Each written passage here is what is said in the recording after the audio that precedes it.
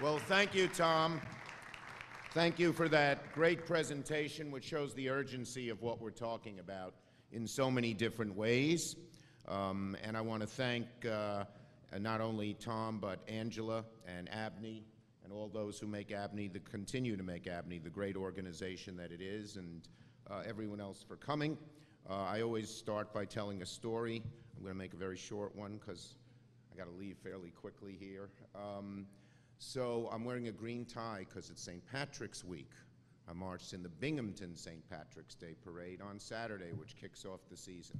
So this is a story as a tribute to New York ecumenicalism, diversity, and getting along.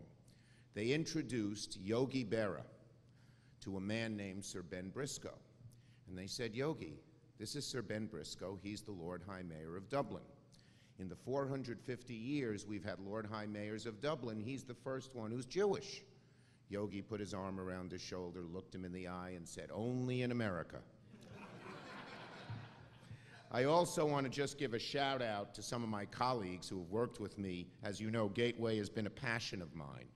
But I want to thank my colleague in New York, Senator Gillibrand, and my two colleagues across the river, Senators Menendez and Booker, as well as Governor Murphy, who's made this a very high priority, as has Governor Cuomo. So we're all working together, the New York and New Jersey delegations, on this issue and have been steadfast leaders. Now, whenever my fellow senators ask me why, in the heat of budget negotiations, that I take Gateway so seriously, I like to tell them about a story about one of the greatest mentors anyone can ever have, and he was a great mentor to me, and that is Daniel Patrick Moynihan.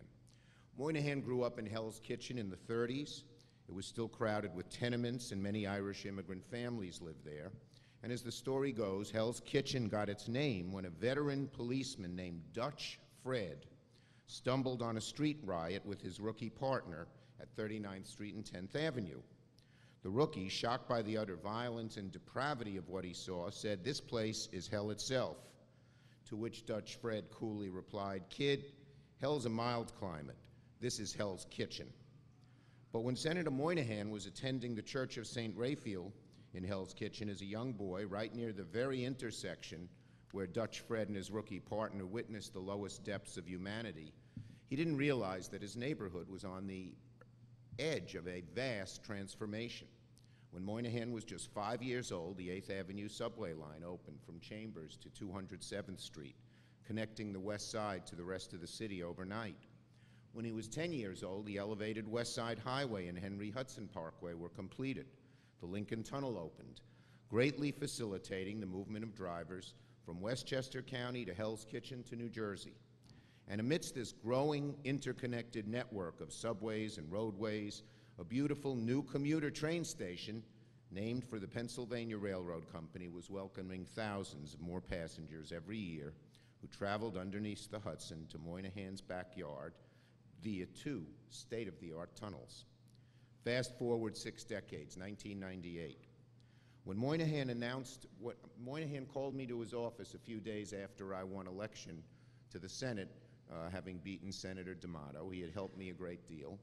And he called me into his office and he said, "I want to say 2 things. First, I'm going to let you know, I'm going to announce, now that you're here and you can continue on my legacy, I am going to announce my retirement in 2000, that I'm not running in 2000. And he said, second, there are 2 legacies I really hope you will continue. One was helping New York's great teaching hospitals, and the other was transportation. Senator Moynihan knew the importance, the vitalness of infrastructure and transportation to New York and to the country. And I have taken his admonition very seriously every day since, and I've tried to continue in his big footsteps. Now, when you talk about infrastructure, nothing is more important than Gateway, as Tom's presentation so ably showed. Unfortunately, President Trump and his Department of Transportation have put their thumb on the permitting process, holding up this urgently needed project in a systematic and cynical bid to exert false political leverage over me and my colleagues in the New York and New Jersey delegations. Now, we can't let this stand. This morning, I'm going to discuss what we can do to push Gateway forward in spite of the administration's complete obstruction, which shows no regard for people, for the economy, for just about anything. It's a hard category to climb to the top of, but this is one of the worst things about Donald Trump, that he would do something like this. Okay, let's go over the scale of the problem. The Hudson tunnels were opened more than a century ago, 1910, 2 decades before Moynihan was born, and about half as many people lived in New York City. Their old age alone would merit rehabilitation, but as Tom so aptly put it, instead of it expanding capacity, Sandy made us need to preserve capacity, and his presentation showed how vital that was. Not only are the tunnels at risk of closing soon, but they're also limiting the capacity on the Northeast Corridor. They're unable to add more trains until new tunnels are built. In other words, the cost of relying on a century-old tunnel underneath the Hudson is twofold. First, the potential of tunnel failure, which experts predict could happen in years, not decades. Tom and the RPA have outlined this. But it bears repeating over and over again because the Northeast Corridor is the most important economic artery in the country. It's served by 8 commuter railroads, 4 freight lines, 2,000 daily trains, 1 million travelers, thousands of tons of valuable goods between our cities and ports. And if you go from Boston and Maine to Virginia, that's a quarter of the national economy. It's nothing to sneeze at. In other words, the failure of either one of the Hudson tunnels would throw sand in the gears of a vast economic engine. Everywhere along the Northeast Corridor would be impacted. That means potentially billions and billions of lost dollars, and as Tom outlined, the RPA says it would cost the national economy $4 billion a year, 10.9 million every day, and that's a modest estimate. I've seen estimates that are higher. He was being conservative. And so this is vital. And then there's a second cost, the unrealized economic growth. Businesses choose to locate and expand in the New York City area because they can attract a huge range of workers. We have the best workforce, the most diverse workforce in the country, from janitor to administrative assistant to managing director, who can get to and from work efficiently. If that ability to travel is severely limited and employees can't get to work as easily as in other cities, companies are going to start looking elsewhere. So in a brutally competitive national and global economic marketplace, we cannot afford to let the most vital link of our regional transportation network waste away. That's economic suicide. The stakes could not be greater. And yet President Trump and his Department of Transportation have done everything possible to obstruct and delay our progress. Our fortunes took a turn 2 years ago when the Federal Department of Transportation walked away from the Gateway Development Corporation. As many in this room will remember, I gave a speech a few years ago at the Rudin Center calling for the creation, because this was a passion of mine, and we had too many different groups not coordinated. So I said, let's create the GDC, and let's make the Secretary of Transportation a key member, the others being Tony Kosha, the head of Amtrak, and Tony has done an amazing job and deserves all of our thanks. I'll talk more about Amtrak later. And the 2 governors. So that brought the stakeholders together because we needed the active cooperation of all of them to garner funding, engineer and design the project, and eventually build it. GDC was the most effective way to align those goals. Now, some have proposed we move forward on Gateway without Amtrak. That's the other federal representative on GDC. But the notion that Amtrak has been an impediment to progress of the tunnel is misguided, counterproductive, and will only lead to more delay. Amtrak's been perhaps the most stalwart supporter of Gateway. After Governor Christie pulled the plug on the original ARC, it was Amtrak that worked closely with me to pick up the pieces and rebrand the effort as Gateway.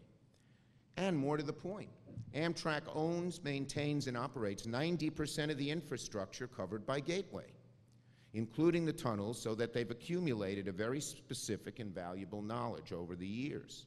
They run 450 trains through the tunnels every single weekday. They can't live without these tunnels. That's where their profits are. That's where their passengers are. They know these tunnels as well as anybody. And one more thing, they're essential to the financing. Hundreds of millions of dollars are available to Amtrak annually that can be used for the project. This is an example of bipartisanship pre-Trump. I worked with the Republican head of the Transportation Committee, Congressman Micah from Florida, to say that the profits that Amtrak made on the Northeast Corridor, hundreds of millions of dollars, instead of being sprinkled to inefficient lines out west, you know, the Cheyenne to Boise Amtrak line, would all be used for capital construction in the Northeast Corridor. That funding, which could be as much as $500 million a year, could fund, because it's an annual revenue stream, $30 billion of bonding. So to cut Amtrak out is dumb, and we shouldn't do it, okay? We all know, and by the way, with Nita Lowey, who's doing a great job, and we're so proud that she's chair of the Appropriations Committee, we have a partner in the House who can make sure we get some of these things done. So Amtrak is far from perfect. Neither is the Port Authority, neither is New Jersey Transit, neither is the MTA, neither of any of us. But we need them to be partners in this. We do. And when I heard the president talk, well, let's kick Amtrak out, and it got some support here in New York, it made no sense to me. None. Okay? Now, when DOT left its seat at GDC, it was the first of a series of concerted efforts by the Trump administration to hinder Gateway. Next, they reversed the existing agreement, painstakingly hammered out during the Obama administration with Secretary Fox, Transportation Secretary, to count federal loans towards the local commitment of a 50-50 cost share. I worked hard to get the governors of New York and New Jersey, who originally said this was a federal problem, to say, no, no, no, it's a joint problem. And we came to a deal, 50% state, 50% federal. But this really helped the localities to say that the loans could count as part of the state share. And they undid that. Then they fought to block funding by refusing to release appropriated Amtrak funds and slow-walking the permitting process. The EIS study for the new tunnels started in July of 2016, and the final materials were submitted a year ago. DOT hasn't even started, didn't even start reviewing those materials till 6 months later. They promised a record of decision in the first quarter of this year. It's March now, we haven't heard a peep. For an administration that has repeatedly emphasized their intent to improve and streamline environmental review for major infrastructure, it's the height of hypocrisy to sit on the record of decision for Gateway, the most urgent transportation project in the country. And so we're stuck. They're blocking everything. Secretary Chow has been totally uncooperative, and she's getting her orders from the president. I know that. So, in spite of the president's threats to veto funding that includes any resources for Gateway, I've successfully worked with my partners in Congress, Democrats and Republicans, to appropriate billions of dollars to Amtrak and other accounts that benefit Gateway. The last few appropriation cycles, once we got rid of sequestration in the last budget agreement, continued in the present one with the government open, has been very good for us. We've gotten a lot of money there. The appropriation cycles followed a pattern that's familiar to anyone who's followed President Trump's OMB. First, the OMB proposes steep cuts in the budget for all the important agencies and programs. This is Mr. Mulvaney at work, the EPA, public housing, SNAP, food stamps, NSF, you name it. They just cut everything. But those cuts don't survive because of the hard work of those of us in the House and Senate on both sides of the aisle, frankly. Congressman Frelinghuysen, a Republican, who who's no longer there, but was head of approps and helped us a great deal and stood up to President Trump. He did a good job. So we undo those cuts. We not only undo them, we get more money.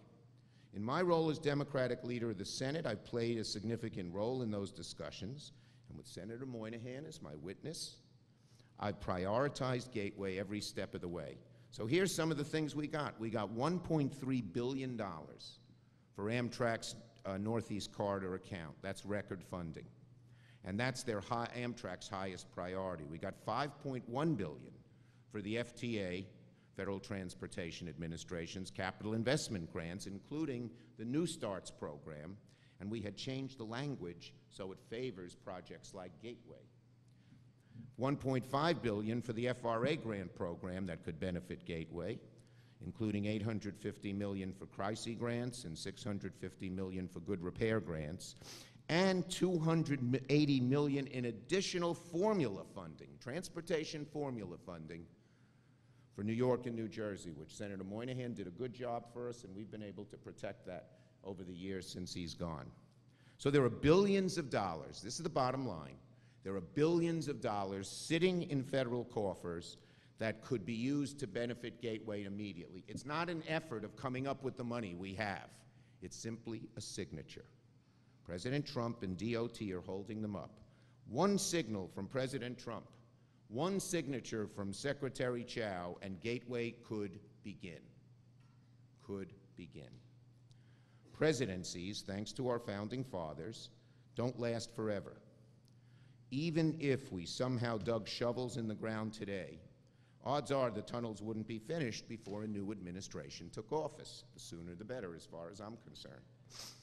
We can all agree, and as far as Gateway is concerned, we can all agree there are many things about this administration that are unprecedented, and I don't have the time to go into that now. But I'd submit that their stubborn refusal to advance the country's most important infrastructure project qualifies. So, what can we do? What can we start doing to move the project forward, knowing that Gateway will one day be less of a political football thrown about for cynical advantage, as Trump has done, but won't happen under any future administration, in my judgment? And how can we look at where we succeeded, namely the budget and appropriations process, as a mechanism for future action? So I'm proposing a legislative fix to reimburse our local partners. For 2 years, the Trump administration has denied all federal funding for Gateway under the pretense that the states have no skin in the game. Another one of President Trump's many mistruths. We can call them what they are, lies. New York and New Jersey need to put real money before the MTA before they'd award grants. But the states have. Let's consider the Portal Bridge, vital and the first step in the Gateway project. Repairing the Hudson tunnels will mean nothing if we don't fix the problems at Portal. It's an essential part of the project because every train that passes through the tunnels must travel over the bridge, which is just as old, has only 2 tracks, one each way, and comes with its own set of issues. By some estimates, it's the busiest train span in the Western Hemisphere. And yet, due to its low clearance over the Hackensack River, the bridge must frequently, you've probably seen it, swing open. So, to allow even the smallest boats to safely pass underneath. It's ridiculous. The most crowded train line in the country, and for a little tiny boat, boom, it has to swing open because there's no other way for those boats to go in and out of parts of the Port of New Jersey. But the portal is in such a sorry state that it sometimes fails to close, sending further delays. You're already delayed by the swing bridge, which never should have happened that way. But then it doesn't work, and there are even worse delays. So everyone's in agreement how vital it is to build a bridge. The environmental permits to build the Portal Bridge, guess when they were issued? 2008. Doesn't say here. I guess Christie was governor then, right? Yeah, when Governor Christie was there. All the engineering work is finalized. $150 million in Amtrak funds are in place, there, can't be touched. And New Jersey has fully committed, and this is to Governor Murphy's credit and the New Jersey legislature's credit, $600 million in economic bond proceeds to the project. That's real local dollars, exactly what this administration has said it wants to see move forward with infrastructure projects, local share. And yet, despite this solid source of local funding and despite a completed EIS, this administration still refuses to move forward with Portal. If the costs of inaction weren't so high, this would be an absurd farce. The bottom line is there's just one thing holding this project up: President Trump and Transportation Secretary Chow, who are withholding approval for the New Start grant for the other half of the Portal funding. The money is there, $771 million. The New Starts program has $2.5 billion. As I said, its formula favors things like this. 2.6 the year before. So the money's there. Congress approved it. President Trump signed that money into law. All that's needed is Secretary Chow's signature. The project's designed, the environmental studies completed, the funding on the local side is earmarked in real dollars, more than enough skin in the game. So, by every reasonable metric, the first part of the Gateway project, the Portal Bridge, always intended as the first part, should be going. This project should have shovels in the ground. But Secretary Chow won't sign off. That's what we're waiting for. The stalemate is emblematic of the fundamental issue facing Gateway, which is that New York and New Jersey can't even work on the project without approval from the highly politicized and not on the merits on this issue and on so many other DOT. So the administration hides behind this litany of excuses, but what this is about, we all know it. It's punishing elected officials who refuse to fall in line behind President Trump. At the end of the day, the federal government promised half of Gateway's funding to the people of New York and New Jersey, which isn't as much as many other large federal projects. And I'm sure we'll get there eventually.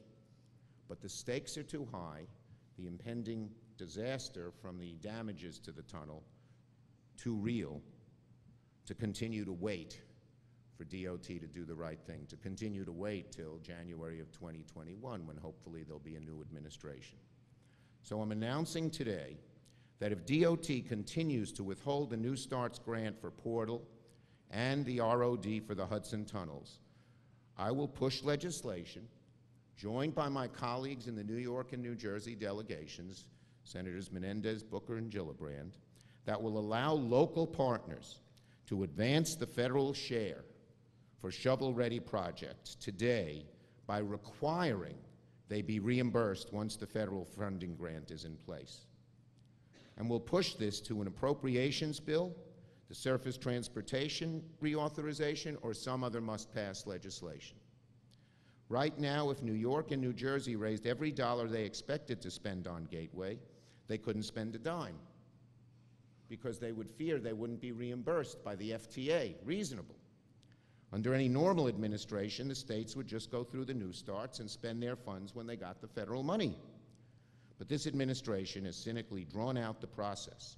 So our legislation would give the sponsors of nationally significant projects the assurance they need to begin construction with local money only while still in the New Starts pipeline. They aren't required to advance the federal share, but if this legislation passes, they will have the assurance they'll be reimbursed because Donald Trump won't be president forever. The federal government has an obligation to move pieces of large-scale transportation like Gateway through the pipeline in a reasonable manner, especially when there's a big pot of accessible money.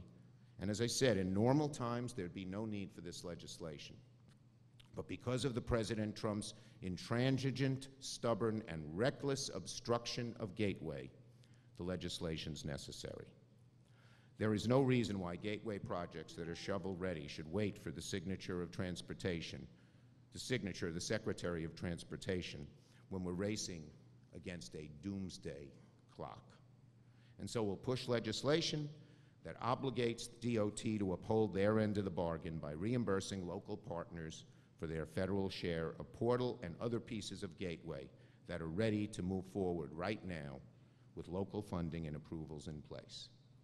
Now, of course, I recognize this is not a magic solution that will fix all of our problems overnight, but the time for waiting is over.